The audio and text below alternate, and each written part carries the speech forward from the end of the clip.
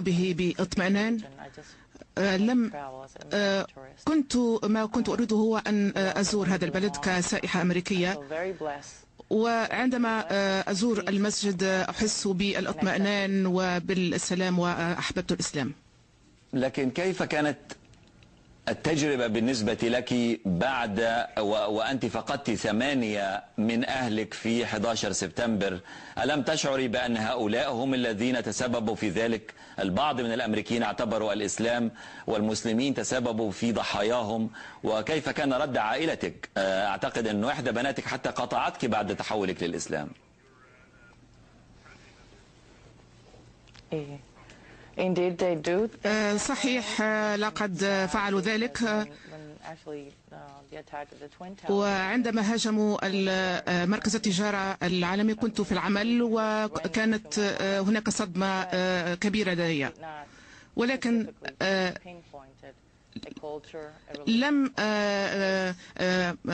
أشير إلى ثقافة أو إلى أي، وقد يكون أحد استخدم الإسلام كسبب لفعل ذلك، ولكن ليس لدي أي سبب لذلك. لو تحولت إلى ضيفتنا في كاليفورنيا أنجيلا كولينز لأتعرف منها أولا أيضا عن تجربتها. أنت استمعت إلى الأذان في تركيا أعتقد، ثم تحولت إلى الإسلام بعد 11 من سبتمبر في فترة. لماذا؟ ما الذي حدث؟ هل 11 سبتمبر سبب لك مسألة تحدي أو مسألة فضول أن تعرف هذا الدين؟ 11 من سبتمبر كان أمرا محفزا، وكانت فترة من 97 إلى 2001، وفي تلك الفترة سمعت الأذان كمثل الضيفة الأخرى وفتحت قلبي، ولقد قمت بالبحث وطرحت الكثير من الأسئلة والتقيت بكثير من المسلمين، وبعد ذلك كنت مقتنعة بهذا الدين، ولم أصل إلى فترة أشهر فيها شهادة. وحدث 11 من سبتمبر، وكان سهل علي أن أتفهم تعاليم الإسلام والفرق بين نظرية المتطرفين، وكان من الواضح ما جرى ولم يكن وما جرى ليس بالأصالة على الإسلام، وكان ذلك معاديا مخالفا لتعاليم الإسلام. وبعد قراءة القرآن وسورة الرحمن في ذلك الوقت كان من الجلي لي أنها كلمات الرب. أنجيلا، بالنسبة لاسمك، أنت اخترت أن تتمسكي بأنجيلا كولينز ولم تغيريه لاسم عربي، ولا أقول اسم إسلامي. لماذا؟ لأن الإسلام دين عالمي واسمي عالمي، الاسم الذي أعطته لي أمي وأنا فخورة به، وأريد من الناس أن يعرفوا أن الإسلام يصل إلى الغرب ولديه أسماء غربية، وإنه من باب الاحترام تبني أسماء إسلامية وليس إجباري. وفي هذه الحالة لأنني من الغرب يمكن لي أن أثبت أن الإسلام لديه روابط مع الغرب، وأن الأمريكيين يمكنهم إيجاد الصلة مع الآخرين. أنجيلا، أنت الآن تديرين مدرسة إسلامية لن نذكر اسمها، بالطبع هناك خشية من البعض بأنه البعض ربما لا يحبون أن يسمعوا ذلك.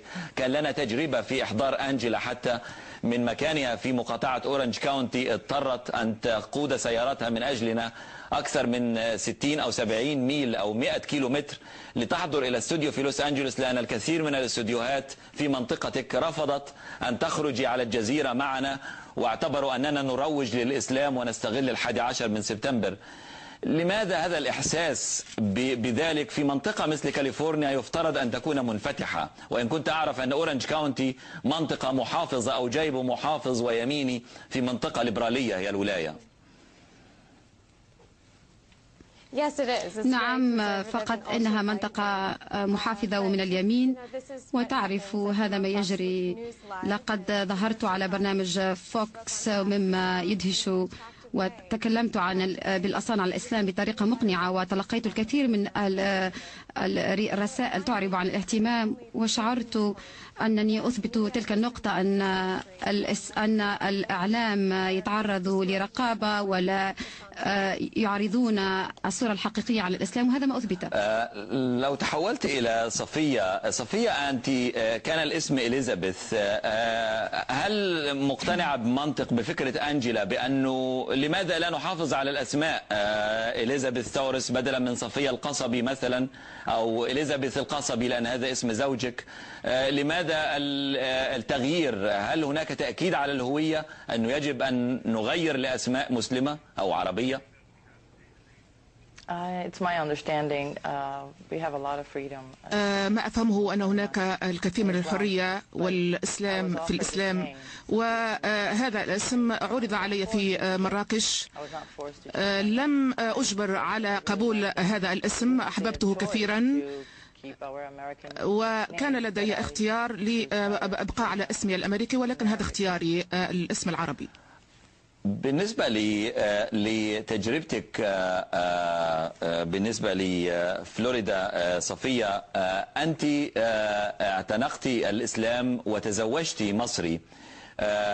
أنجيلا أعتقد متزوجة كويتي أو كانت متزوجة كويتي. هل هو الزواج هو سبب أنكم تحولتم إلى الإسلام، بمعنى الرغبة في ارتباط بشخص مهما كان الثمن حتى لو تغيير العقيدة؟ أترك السؤال لأي منكما يريد أن يبدأ.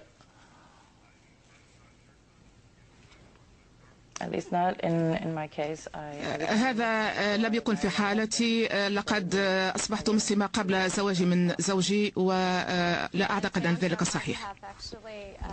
بالنسبة لي لقد اعتنقت الإسلام سنتين قبل أن أتزوج، ولقد كنت عملت على برنامج وكان زوجي رجل الكاميرا، ولكن لم نمارس الدين في إطار زواجنا. رسالة أخيرة في نصف دقيقة من كل منكما، أبدأ بصفية القصبي، إلى مشاهدينا لأمريكية كانت يهودية تحولت إلى الإسلام رغم كل تبعات أن تكون مسلما في أمريكا بعد 11 سبتمبر. هل لك من رسالة وكلمة أخيرة صفية؟ أقول الحمد لله لاعتناق الإسلام. سبحان الله لهذه الفرصة للتعلم واعتناق الإسلام، وأريد أن أؤكد أن العالم يفهم أن ما حدث في سبتمبر لا علاقة له بدين بعينه، وإن شاء الله سوف أنا هناك أفضل من ناحية كمواطنة أمريكية، وهذه فرصة للتعلم وفتح عقولنا وعدم فهم الديانات الأخرى. وما المطلوب من الأمريكيات صفية أن يفعلن، أو المسلمين في أمريكا أن يفعلوا 5 سنوات بعد 11 من سبتمبر؟ لو رسالة إلى من هم في أمريكا. الرسالة هو أن نواصل بأن تنمو العقيدة، بأن نكون مسلمات ولن نستسلم. وأحيانا أبكي وأشعر بالحزن، ولكن عندما أصلي فلإخواني وأخواتي المسلمات لا تخفن. صفية القصبي، شكرا لك. أنجيلا كولينز، أستمع إلى كلمة منك.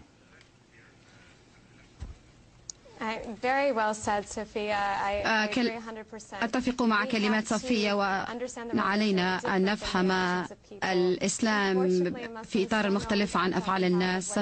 وللأسف هناك ناس يتصرفون ليس بالأصالة على الإسلام، ونحن بشر ونقوم بأخطاء. لقد تمت أخطاء في 11 من سبتمبر، والأفضل ما نقومه هو نشر الرسالة، ونحن نساعد الناس. والإسلام رائع، ولو علم الناس بتعليم الإسلام فسيسود ستسود السعادة، ولسوء الحظ هذا الأمر مخالف الآن، ولكن إن شاء الله سنواصل وجودنا في الإعلام وسنصحح الأفكار الخاطئة عن الإسلام. شكرا جزيلا لكما أنجيلا كولينز وصفية القصبي، مسلمتان جديدتان بعد 11 من سبتمبر بالطبع.